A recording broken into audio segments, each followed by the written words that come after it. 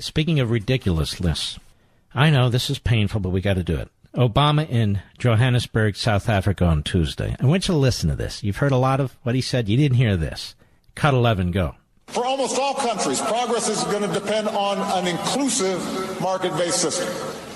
One that offers education for every child, that protects collective bargaining and secures the rights of every worker, that breaks up monopolies to encourage competition in small and medium-sized businesses, and has laws that root out corruption and ensures fair dealing in business, that maintains some form of progressive taxation so that rich people are still rich, but they're given a little bit back to make sure that everybody else has something to pay for universal health care and retirement security, and invests in infrastructure and scientific research that builds platforms for innovation. I should add, by the way, right now I'm actually surprised by how much money I got. And let me tell you something. I don't have half as much as most of these folks, or a tenth or 100th. There's only so much you can eat.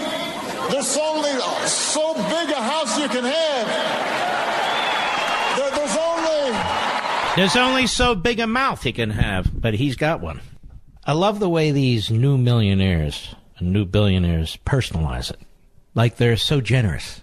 They're so generous. Look at me. I've got one. Look at me. Let me explain something. Basic economics is not Barack Obama's strong point. The issue isn't how big his house is, how many cars he has, how many trips he takes. That's not the issue. We can't build an economy based on what he thinks somebody should or shouldn't have, or his view of what somebody should or shouldn't have, and then impose his will through government. Let's say he has a 20,000 square foot house. I wouldn't, but let's say he does. Look at all the stuff that goes into that house. Cement, rebar, aluminum, electrical work, fixtures, plumbing work, fences, a roof, floors, tile, carpet, wood. I don't even know everything that goes into the house. Who does he think makes all that stuff? Millionaires and billionaires? People work every day, making nails and screws and hammers and screwdrivers and drills and saws and all the stuff that goes into a house.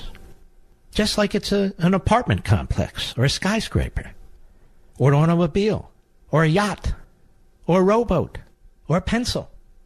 It used to be that presidents would give speeches about success, about becoming wealthy, about embracing opportunity.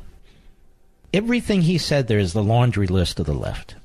Everything he said there requires an all-powerful central government to decide who gets what, who keeps what, who winds up with what. He rejects liberty.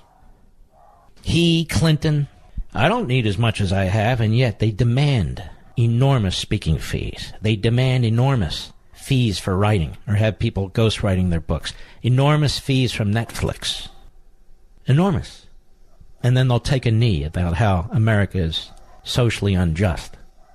Our economic system is not based on what Barack Obama needs, thinks he needs, or thinks we need.